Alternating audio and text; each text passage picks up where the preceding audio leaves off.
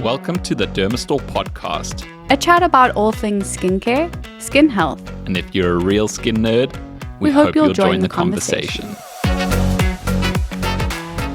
Welcome to the 5th episode of the Dermastore podcast. Hey Lara, how are you doing? I'm good, thanks Greg. Really happy to be here again. What's cracking? Not much, actually so much. We are swamped. We've got so much going on at the moment. I know. Eh? And we thought winter's a quiet time. Take it easy, take a break. No, I feel like this is when it's all happening. And I feel like brands have only realized now that, oh my gosh, we on this almost second half of the year, we need to do something. Oh, wait, hold on. We need to do something. Yeah. Exactly. No, I totally get you. We have a very exciting episode today. I think I say that every time. Anyway, we just get really geeked out and excited. But to kick things off, let's start with the tradition. What did you use this morning? My routine's a little bit secretive today, but I'll be honest because we're always testing. So I used a cleanser this morning from a brand that we're testing. Cool. Very neutral, bland, sort of foaming cleanser. Absolutely loved. Removes eye makeup beautifully, so it's a winner.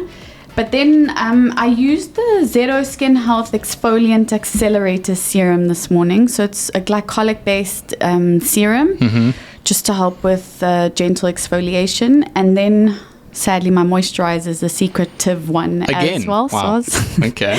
but, I'm loving it. Super hydrating, especially in this dry winter weather. And then I finished with Color Science SPF 50, just the classic formulation. What, the powder or the... No, the normal fluid. Oh, the Total Protect. Yeah, exactly. Okay. Classic, no tint or anything. But I got a little bit of color on my skin because I was so excited we didn't have to wear masks again. So I used my Feve Hyper Color Balm on my cheeks and lips yesterday, which gave me a bit of pop, and it was wonderful. Awesome. Yeah. Have you been using the self-tan drops as well? Not lately. I haven't lately because I've been holding on for them. I'm going on holiday on Sunday, so yes. I'm going to, Okay. put them to the test then. Good. Yeah. Cool. So I used the CeraVe Hydrating Cleanser this morning. I've got a big one of those. They released the big size. That's awesome. So I love that one because you can use it face and body. Exactly, which is great for the shower, very easy for a guy. And then I used the Indocare Indo Defense Ferulic Serum this morning, which is a really nice comparative to another big brand in that category. Okay. It was interesting to try both of them sort of back to back. Yeah. It's a lot more hydrating. The dropper is interesting, I would say. I wouldn't say it's the easiest thing. I think you have to figure out how to use it, and then once you know how, it's good. But it's a fabulous product. It's very hydrating. I love that product, especially for winter, Greg, because of the antioxidant in it, and their science actually around that product talks to pollution, and in winter, loads more pollution. So that's a good one. And then still using my Marty Derm sunscreen, the Proteus SPF 50, which I love, and I'll probably never stop using that sunscreen. Yeah, ride or die. Well, between that and the new Huxley one, but that one is really particularly good. That's great. Awesome.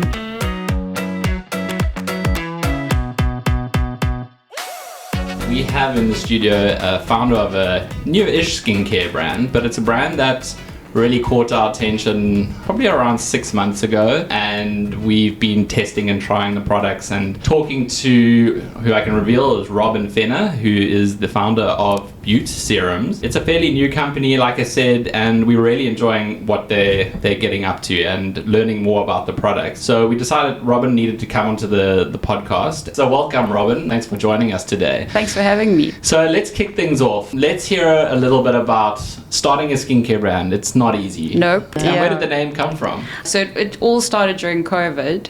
I don't know. I think it's just something that I always said, like, oh, you're a beaut, or that's so beaut. So South African. That is quite a South African thing. In school, we used to say, oh, you're a beaut, or he's such a beauty, like as in, like quite a legend. I think I just sort of said it and we were like, okay, done. It wasn't something that we overthought, so that was something that stuck from the get-go.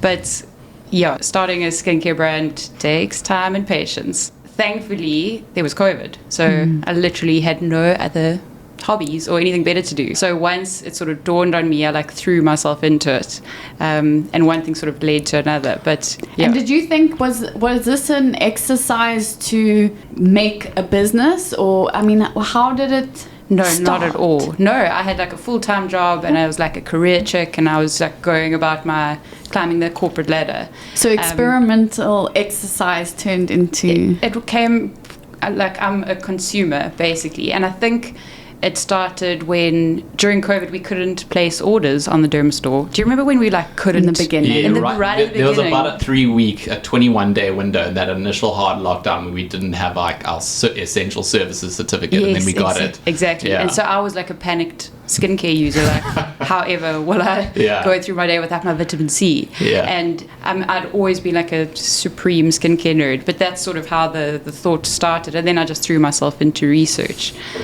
So thank you, COVID, because I wouldn't have had the extra time on my hands. That's very interesting. I think this is like such a once-off opportunity to do something valuable with your life. If you're just sitting around, you can't go to work, you can't... I mean, some people will put out of jobs, but what an awesome blank canvas of a space and time. You wouldn't have that in any other moment in your life. You made use of time very, very well in a period of time where you probably could have sat on the couch and just felt sorry for yourself. No, absolutely. I think some people did do that. And they're like, okay, how can we make some beer? Yeah. You know, bake banana bread. But I think skincare is essential to so many people's lives. And it's such a personal thing because you're in people's bathrooms and the sort of their moment to themselves in the day, you're in their face. So it's it is an essential. Like if you had to take it away as it was happened. taken away from us for 21 days, you feel it. So I just saw a gap for myself. Ultimately, that's great. You get people who come from a science and academic background. You get doctors. You're a super user. Yeah. You're a skincare super user, and you would know what works for you and what doesn't work for you, and you can create a gap and a market for yourself. There's other people like you out there. So we're not pretending to be like a scientist or like we are your mates saying like, okay, trust me, this is a great serum. Like that's what Beaut is all about. It's like a community of people talking about a product and giving feedback and sort of candid reviews, and that's just how very, we'll very change. important. You can't just start a skincare brand. You can't just put something in a bottle and market it. It has to be good, right? So absolutely. So run us through a little bit behind the scenes of like how you're formulating, how you're getting to the point. Obviously, you've got someone to help you. Yeah, they have smarter people than me behind the actual products. But hell, it took such a long time. So it was research. So as you said, had always used many different brands of skincare. Started tabulating ingredients that I thought I really liked just based on, okay, this is in these 3 products and I really like those 3 products, so maybe it's this ingredient that I like. I don't like this. This is, something that is too sticky. So I started tabulating 4 ideal serums based on what I like to use and based on products that I had used in the past. So once I had these sort of rough ideas of the products in mind, I started to think, okay, now who formulates skincare in South Africa? I mean, I literally had no clue. I think there are places where you can buy like white label products where you can sort of take something off the shelf and brand it. But that wasn't at all the route we wanted to go. So basically found an unbelievable biochemist, and we had a couple of Zoom calls. I think she was in her lounge and I was on my bed, and we had conversations, and she started then putting some formulations together and started making some testers. So basically I got this like really creepy box with plastic bottles and there were rounds and rounds. I mean, the first one, was sticky or didn't dry down or didn't Can play I nice ask, with makeup. did you react to any? Did you have any adverse reactions? No, from the beginning I wanted it to be sort of neutral and good for all skin types and sensitive skin. So from the beginning there were no like nasty ingredients that would sort great. of... That's really great to know. It was more around like how they worked with other products, makeup, how they layered on top of each other, stickiness, the sort of lax feel. And then we went through this whole round of scents because I at first did want it to be like an immersive experience. So we added different sort of smells. Gosh, then that's a can of worms because one person loves nachi and then the next person is like, oh, this reminds me of something else. So anyway, we removed all fragrances after I think you did the right thing. Honestly, if you go down that road, it's fine. As you said, it becomes a bit of a minefield, and I think especially for smaller brands, startup brands, the safer thing to do is just exclude the unknown unknowns. Yeah. Exclude the unknowns, focus on what matters. You might not have that sort of overwhelming experience, but that's fine because it's purpose driven. Yeah. Look, we wanted to create something that worked, so it does exactly what you want it to do. So focus purely on efficacy over the sort of, oh, this smells nice, reminds me of a holiday. So which was the first product that sort of got the most attention, or you started with to get you going? I think it was Sunny Skin and Face Juice. Those were the ones that were easiest to nail down in terms of like creating something that was really user-friendly and efficacious, I suppose. Okay. And then Wrinkle Schminkle, which has bakuchiol in it, was slightly trickier because it isn't water-soluble. So that is another whole thing of, okay, what form is this going to be? So it is a lotion, Wrinkle Schminkle. So it's a different type of serum. Yes. So it was hard for me to wrap my head around it because we had it in the form of an oil serum, and people also do or don't like that. So I wanted something that was user friendly. So that was probably the trickiest one. But yeah, they all happened sort of together. Okay. And it was supposed to tick the boxes of like a nice routine, and each of the products do something and change. And their can work together. You've mentioned, I think. Yeah. Okay, so let's quickly just take our listeners through what each of the products are. Before we get there, I think I just want to understand. So you get to a point where you're happy with the formulations. Yes. Okay. What is the next step in that? Because obviously it's just you on your couch at home during COVID, and maybe one or two friends. Yeah, exactly.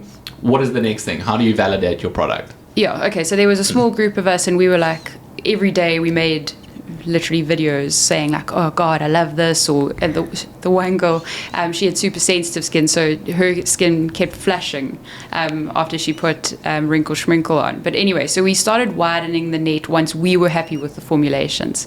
And so the lab then made 80 of each of them, and we set up, you sort of threw the net out and asked for willing participants, and they chose a Beaut according to their skin type, so we didn't force anybody to use something that they didn't need. And then they started testing it, and we were super irritating. We sent out those sort of type forms like, how are you feeling after week 1 and week 2, and so we just sort of started gathering feedback. And I mean, not surprisingly, but like to my absolute joy, everybody liked it. Yeah. So it was one thing like for us to like it, because you also like spur each other on. You're like, yeah, it's great. Yeah, it's so great. Yes. But when other people say and you're they scared like to hurt people's feelings, right? Yeah, exactly. And because it's not a public forum, it's kind of, people can be honest. They're not paid, and it's not a public forum, so they're not like feeling pressure to try and promote you guys just because you're a local brand. It's almost like an extended community of friends or mates, and it's like, listen, like I want the best for you. Exactly. Like if it doesn't work for me, I'm going to be honest with you. No, like a friend would. Yeah. You know? I mean, I it's think also, a dodgy little bottle. You don't want to put something scary on your face, so they would either stop using it if it was bad. So I mean, just the fact that people started like using it in their daily routine,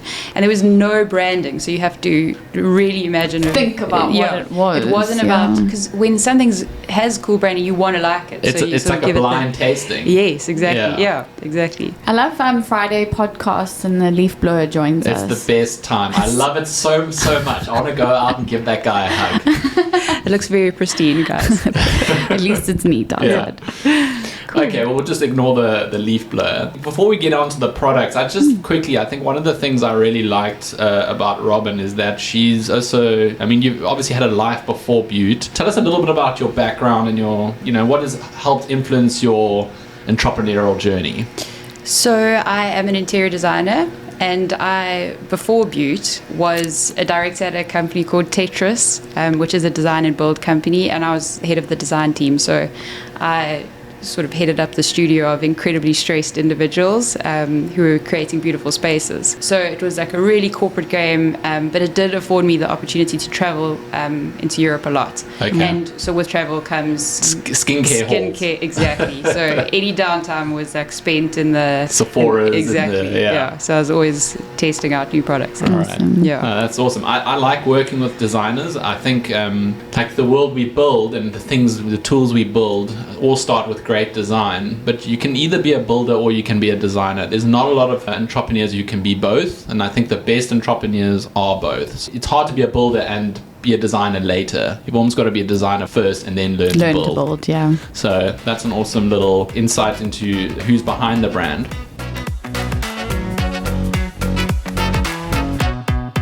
Cool, so I want to understand a little bit more about the products. Let's get into them. But first and foremost, why serums? So serums, why I like them is that they change your face. I mean, people all have gripes about certain visible or sort of textural things about their face, and serums are really great because they're concentrated and targeted, and they bring about visible results, basically. So I like that it's like rewarding. You know, when you use them, you're like, oh, cool, and now look at this. Feels like a luxury item as well. Yeah. And like a bit of a spoil and a treatment.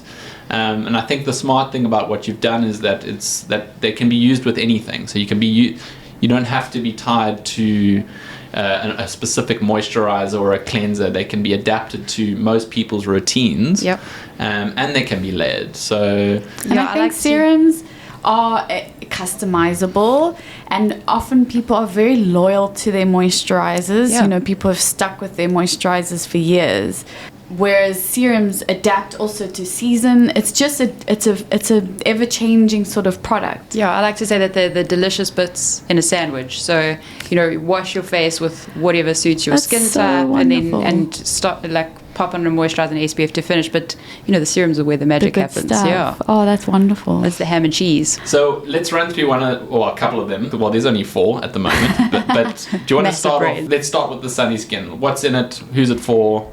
Okay, so Sunny Skin is a 10% vitamin C serum. It doesn't have any of the negative effects that some vitamin C's do, so you won't go red or peel.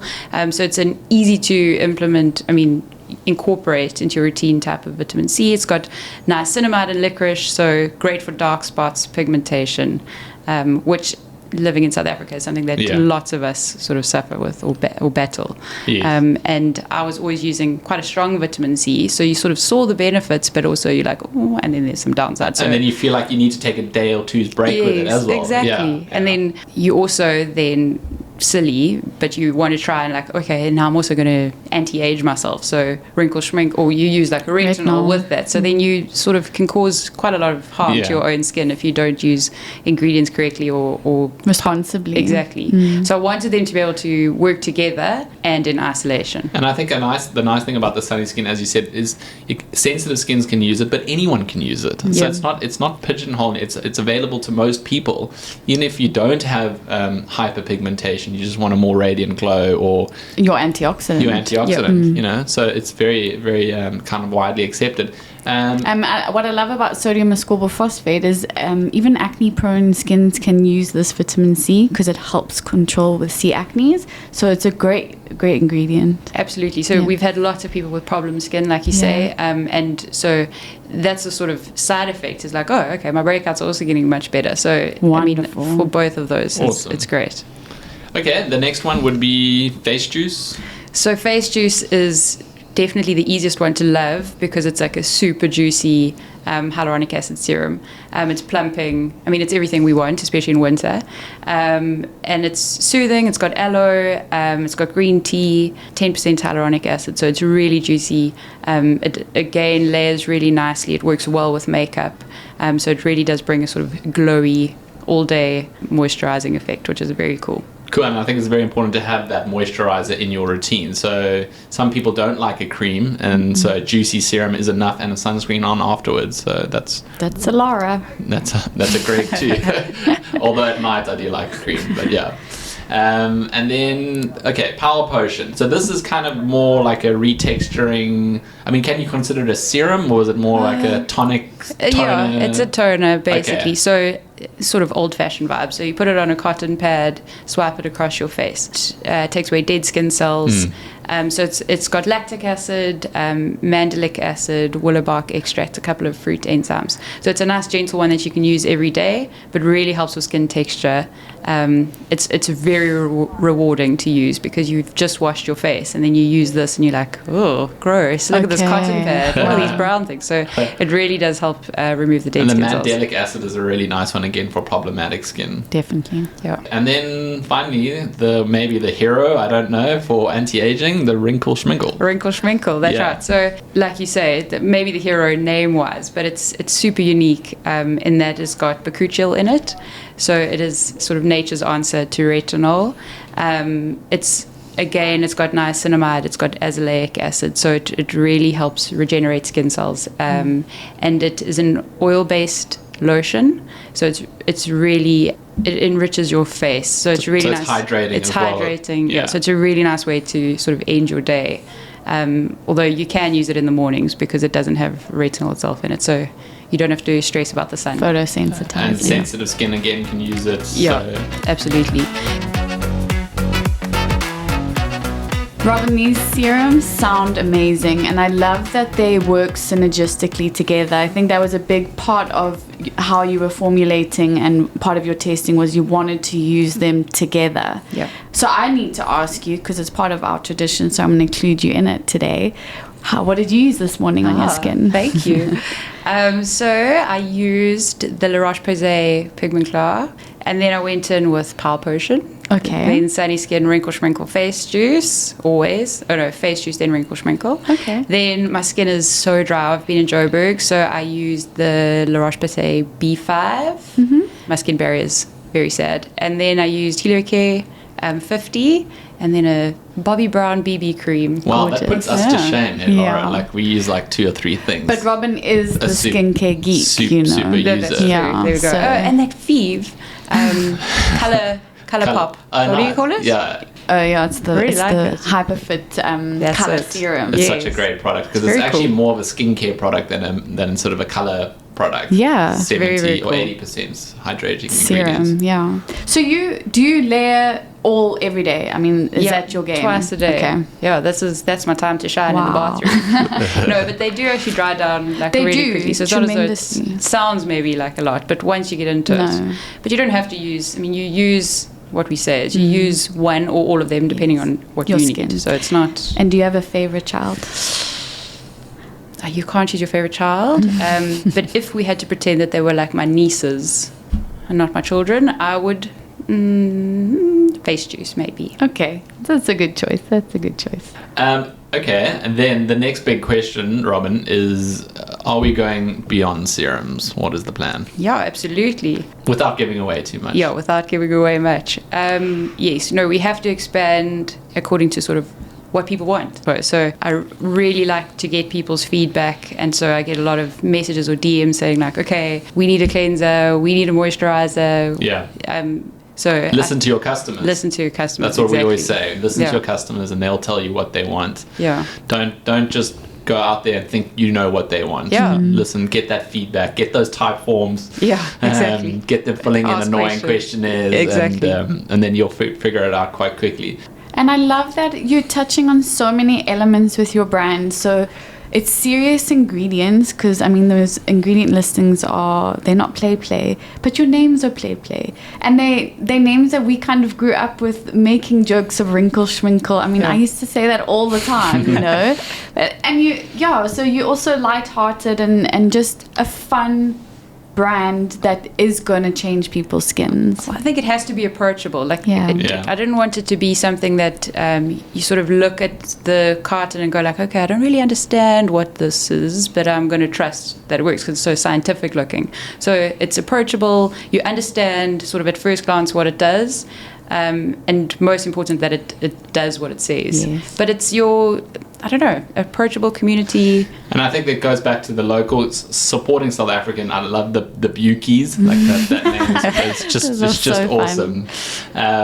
And we've seen it even with international brands, even culturally expropriating our ideas, and they're not even available. Some of these brands. I won't mention names, but it's a bit annoying when South Africa's got all this potential that we're not playing into more of our own idiosyncrasies and being a little bit more lighthearted. So hopefully customers really enjoy Beaut, and we're really looking forward to supporting and backing Beaut. Oh, absolutely. We can't wait to also just see what comes out of this gorgeous brand. So thank you so much for bringing it to us, Cool, Robyn. thank you guys. It's super exciting. And yeah, let's spread the word of Beaut.